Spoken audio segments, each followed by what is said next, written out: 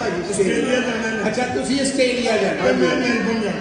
Melbourne जाना चलो देख लो किन्ने के पैसे लगणगे ਇਹਦੇ ਕਿੰਨੇ ਪੈਸੇ ਲੱਗਣਗੇ? ਆਸਟ੍ਰੇਲੀਆ ਦੇ ਕਿੰਨੇ ਪੈਸੇ? ਆਸਟ੍ਰੇਲੀਆ ਦੇ ਲੱਗਣਗੇ 30 ਤੇ 7 51 ਤੇਰੀ ਓਏ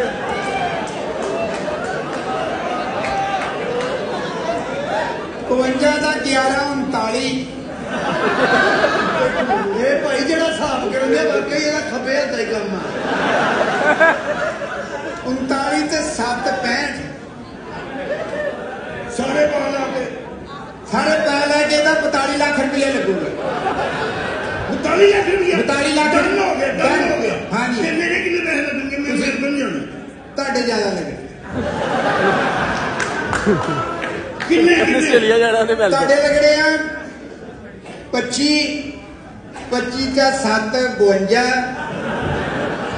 52 ਦਾ 8 61 ਭਾਜੀ ਹਾਂਜੀ ਜਿਹੜੇ ਸਕੂਲੇ ਤੁਸੀਂ ਪੜ੍ਹਦੇ ਹੋ ਹਾਂਜੀ ਹਾਂਜੀ ਉੱਥੇ ਕਲਾਸ ਨੂੰ ਅੱਗ ਲੱਗੀ।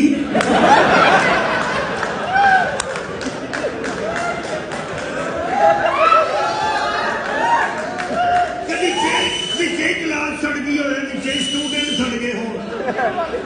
ਆ ਯਾਦ ਨਹੀਂ ਜਿਹੜਾ ਦੇਰ ਹੋ ਗਈ ਹੈ